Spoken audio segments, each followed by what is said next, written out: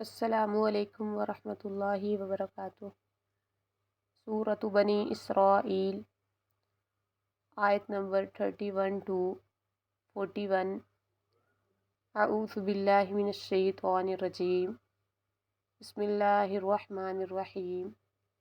ولا تقتلوا اولادکم خشیۃ املاق، اور اپنی اولاد کو مفلسی کے ڈر سے قتل نہ کرو۔ نحن نرزقہم وایاکم، ہم ہی انہیں رزق دیتے ہیں اور تمہیں بھی۔ ان قتلہم کان خطأ کبیرا، بے شک ان کا قتل ہمیشہ سے ہی بہت بڑا گناہ ہے۔ یعنی بچوں کو صرف اس وجہ سے قتل کر دینا یا ان کے دنیا میں آنے سے پہلے ہی ان کو ختم کروا دینا، اس سے اللہ تعالیٰ نے منع فرمایا ہے۔ وَلَا تَقْرَبُوا الزِّنَا، اور زنا کے قریب نہ جاؤ۔ إِنَّهُ كَانَ فَاحِشَةً، بے شک وہ ہمیشہ سے بڑی بے حیائی ہے۔ وَسَاءَ سَبِيلًا، اور برا راستہ ہے۔ اللہ تعالیٰ نے زنا اور کئی دوسرے کام ہیں جن کے قریب جانے سے بھی منع فرمایا ہے۔ اللہ کے نبی صلی اللہ علیہ وسلم نے ارشاد فرمایا، لا تسافر المرأة إلا مع ذي محرم ولا يدخل عليها رجل إلا ومعها محرم، کوئی عورت سفر نہ کرے مگر کسی محرم کے ساتھ، اور اس کے پاس کوئی مرد نہ جائے مگر اس صورت میں کہ اس عورت کے پاس اس کا محرم موجود ہو۔ ایسے ہی ایک حدیث میں اللہ کے نبی صلی اللہ علیہ وسلم نے فرمایا، لا يخلون رجل بامرأة، کوئی آدمی کسی عورت کے ساتھ اکیلا نہ ہو۔ فرمایا، إياكم والدخول على النساء، فقال رجل من الانصار یا رسول اللہ صلی اللہ علیہ وسلم افرأيت الحمو، قال الحم الموت۔ بخاری کی حدیث ہے، اللہ کے نبی علیہ السلام نے فرمایا، عورتوں کے پاس جانے سے بچو۔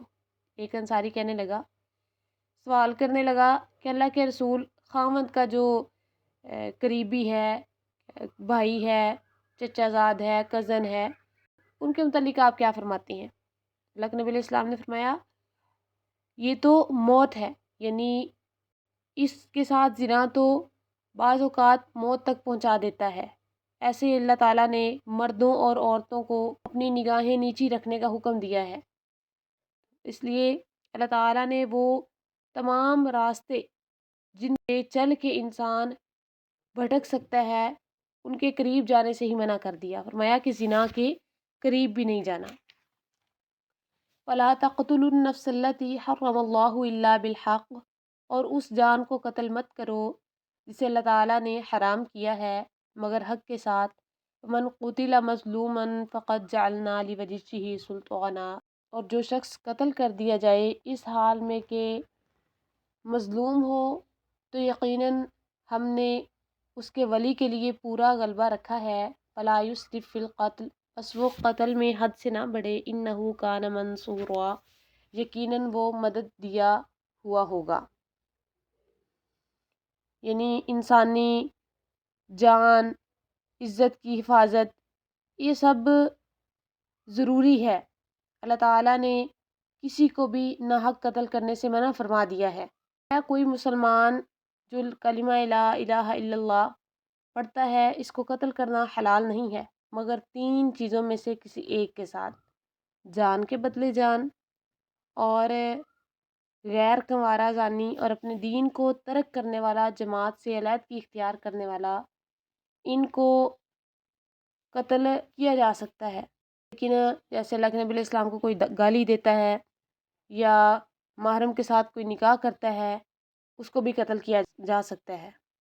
اگر کوئی کسی کو قتل کر دیتا ہے تو مقتول کے والی کو اللہ تعالیٰ نے پورا اختیار دیا ہے، اگر چاہے تو قصاص لے لے، اور اگر چاہے تو دیت لے لے، اور اگر چاہے تو دیت بھی معاف کر دے۔ وَلَا تَقْرَبُوا مَالَ الْيَتِيمِ، اور یتیم کے مال کے قریب نہ جاؤ۔ إِلَّا بِالَّتِي هِيَ أَحْسَنُ، مگر اس طریقے سے جو سب سے اچھا ہو۔ حَتَّى يَبْلُغَ أَشُدَّهُ، یہاں تک کہ وہ اپنی جوانی کو پہنچ جائے۔ وَأَوْفُوا بِالْعَهْدِ إِنَّ الْعَهْدَ كَانَ مَسْئُولًا، اور عہد کو پورا کرو، بے شک عہد کا سوال ہوگا۔ وَأَوْفُوا الْكَيْلَ إِذَا كِلْتُمْ، اور ماپ کو پورا کرو جب تم ماپو۔ وَزِنُوا بِالْقِسْطَاسِ الْمُسْتَقِيمِ، اور سیدھی ترازو کے ساتھ وزن کرو۔ ذالک خیر و احسن تأویلا، یہ بہترین ہے اور انجام کے لحاظ سے سب سے زیادہ اچھا ہے۔ ولا تقف ما لیس لک بہ علم، اور نہ تو پیچھا کر ما لیس لک بہ علم، جس کا تجھے کوئی علم ہی نہیں۔ ان السمع والبصر والفؤاد، بے شک کان اور آنکھ اور دل، کل اولئک کان عنہ مسئولا، ان میں سے ہر ایک کے متعلق سوال ہوگا۔ اللہ تعالیٰ نے ہر چیز کے متعلق سوال کرنا ہے۔ ولا تمشی فی الارض مرحا، اور زمین میں اکڑ کر نہ چل۔ انک لن تخرق الارض، بے شک تو نہ پھاڑے گا الارض زمین کو، ولن تبلغ الجبال طولا، اور نہ کبھی لمبائی میں پہاڑوں تک پہنچے گا۔ جب جانا ہی زمین میں ہے تو پھر اس پر تکبر کیسا؟ کل ذالک کان سیئہ عند ربک مکروہا، یہ سب کام ان کا برا ہونا ہمیشہ سے ہی تیرے رب کے ہاں ناپسندیدہ ہے۔ ذالک بما اوحی الیک ربک من الحکمہ، یہ اس میں سے ہے جو تیرے رب نے حکمت سے تیری طرف وحی کی۔ فلا تجعل مع اللہ الہا آخر، اور اللہ کے ساتھ کوئی دوسرا معبود مت بنا۔ فتلقی فی جہنم ملوما مدحورا، اگر ایسا کرو گے تو کیا ہوگا؟ فرمایا ملامت کیا ہوا، دھتکارا ہوا جہنم میں ڈال دیا جائے گا۔ افاصفاکم ربکم بالبنین، پھر کیا تمہارے رب نے تمہیں چن لیا بیٹوں کے ساتھ؟ واتخذ من الملائکۃ اناثا، اور خود فرشتوں میں سے بیٹیاں بنا لی ہیں۔ انکم لتقولون قولا عظیما، بے شک تم بہت بڑی بات کہتے ہو۔ مشرکین عرب کی جہالت پر اللہ تعالیٰ نے طنز فرمایا ہے فرشتے یہ اللہ تعالیٰ کی بیٹیاں ہیں۔ اللہ فرماتے ہیں اپنے لیے تو تم بیٹے پسند کرتے ہو، تو کیا اللہ تعالیٰ نے اپنے لیے بیٹیاں چن لی ہیں؟ وَلَقَدْ صَرَّفْنَا فِي هَذَا الْقُرْآنِ لِيَذَّكَّرُوا، ہم نے اس قرآن میں پھیر پھیر کر بیان کیا، لِيَذَّكَّرُوا تاکہ وہ نصیحت حاصل کریں، وَمَا يَزِيدُهُمْ إِلَّا نُفُورًا، اور وہ انہیں نفرت کے سوا کچھ زیادہ نہیں کرتا۔ اس قرآن میں اللہ تعالیٰ نے واقعات کو اور ہر ضروری بات کو تکرار کے ساتھ مختلف طریقوں سے بیان کیا ہے، مگر نصیحت آتی کیسے ہے؟ سننے سے۔ جو لوگ جس قدر سنیں گے ان کے اوپر قرآن اسی قدر اثر کرے گا، اور جو لوگ سننے سے بھاگیں گے تو پھر وہ مانیں گے کیسے؟